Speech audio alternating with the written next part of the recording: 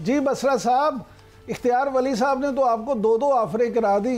एक तो उन्होंने कहा मुस्लिम लीग नून में आना चाहते हैं तो वो आपके लिए बात करेंगे, दूसरा वो कहते हैं कि अगर आप वापस अपनी पुरानी पार्टी पीपल्स पार्टी में जाना चाहते हैं तो फिर भी उनकी हिदमात हासिल हैं। आप क्या पीटीआई में इमरान खान साहब के साथ रहेंगे या कोई ढूंढ रहे हैं वापसी का रास्ता? इमरान भाई, मैंने वो कहा है ना कि इनके तर्जमान जितने आते हैं उनसे लतीफ़े सुने, चुटकुले सुने, सियासत से तो उनका काम नहीं रह गया। और दूसरी बात, जहां तक मुस्लिम लीग नून की है, जिसको मेरे भाई रिप्रेजेंट कर रहे हैं, कि वो कहते हैं ना मुस्लिम लीग नून इन्ना लिल्लाहि व इन्ना इलैहि राजिऊन, जिनका अपना लीडर दौड़ गया कल का, उनके पल्ले ये है कि खुद बेचारा हार गया डॉक्टर यास्मीन राशिद से, उनको कौन ज्वाइन करेगा? मैं फिर यही कह रहा हूँ कि इस वक्त सूरत हाल ये है, पीपल्स पार्टी हो, मुस्लिम लीग नून हो, ये बेचारे सारे सुबह शाम कोशिश क्या कर रहे हैं, कभी 26वीं तरमीम, कभी 27वीं तरमीम, इमरान खान का रास्ता किस तरह रोकना है, हमने अदलिया पे हमला किस तरह करना है, इलेक्शन ना खुले।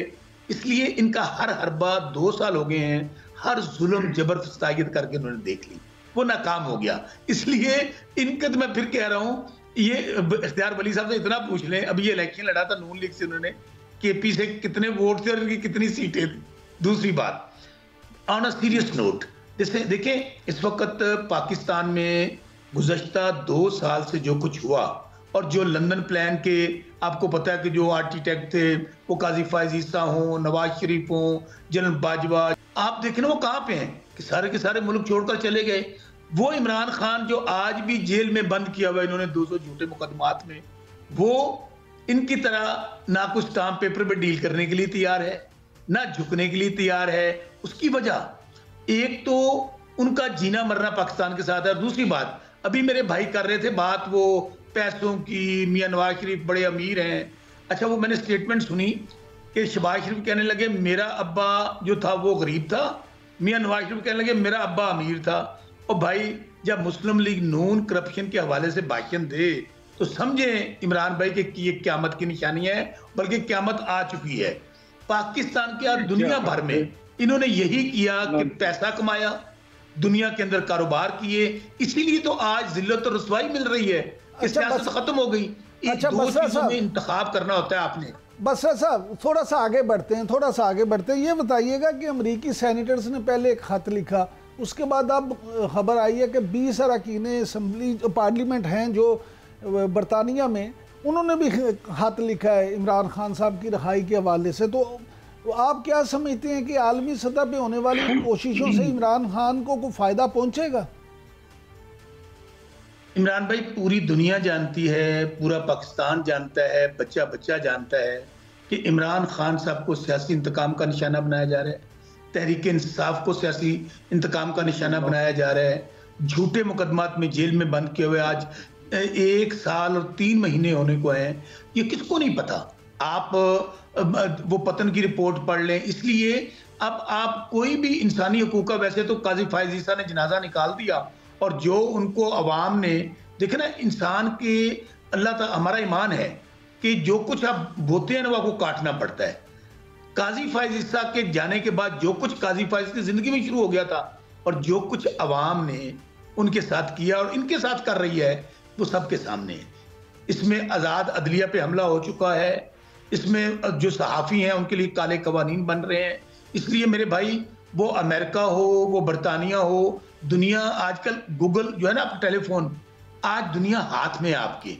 हर दुनिया को पूरी को पता है कि इस वक्त पाकिस्तान में ना किसी की माँ बहन बेटी महफूज है, ना हमारे कारोबार महफूज हैं, हमारे चार दीवारी के तकद्दुस को पामाल किया जा रहा है, तो किसको नहीं पता। इसलिए ठीक है, बसरा साहब आपका पॉइंट आ गया। इख्तियार वली साहब, ये फरमाइएगा कि मौलाना फजलुर रहमान तो ये कहते हैं कि 27वीं आईनी तरमीम जो है वो आने नहीं देंगे, और मुल्क में उन्होंने नए इंतखाबात का एक दफ़ा फिर से मुतालबा कर दिया है।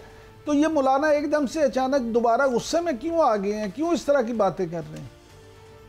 देखिए, मौलाना साहब ने अपनी सियासत भी करनी है, अपनी दुकान भी गर्म रखनी है, और ये मामूली बातें, ये हल्की फुल्की मौसीकी ये चलती रहती है, ये होगा।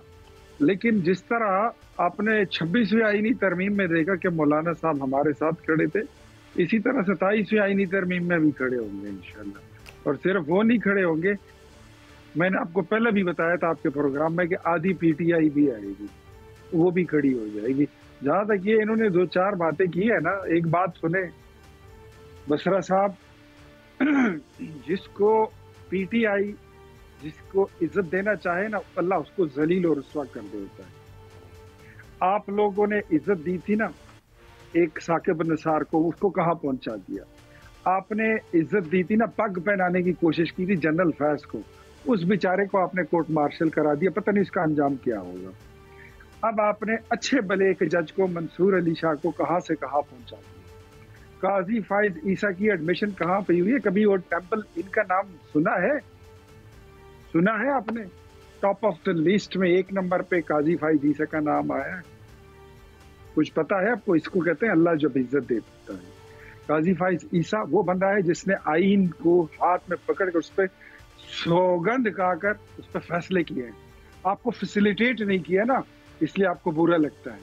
हर वो बंदा आपको बुरा लगेगा। जो बंदा इमरान को नहीं मानता वो बस वो गंदा है, वो गलत है, वो खराब है, वो चोर है, वो डाकू है।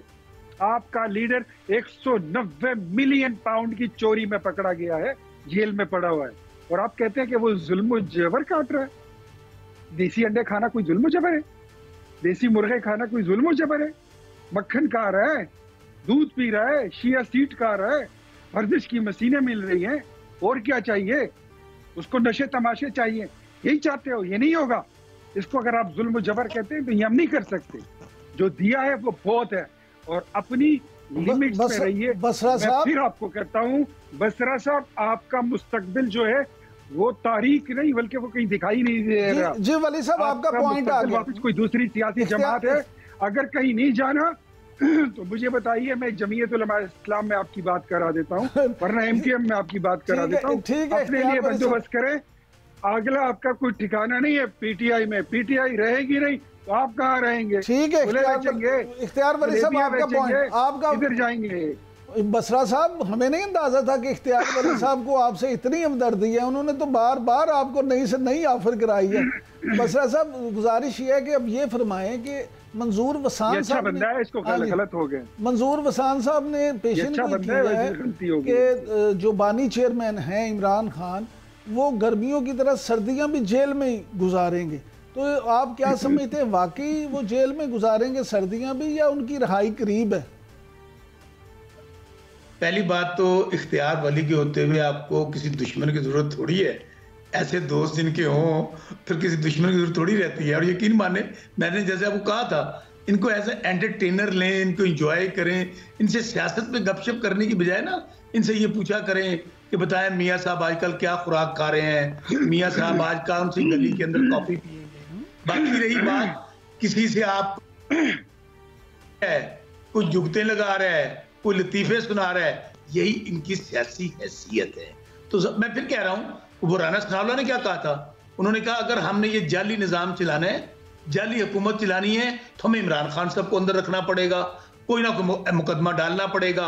इनकी तो सही यही ख्वाहिश है ना कि आप देखें ना, जब इन्होंने आइन बदल दिया, जजेस पे हमला कर दिया,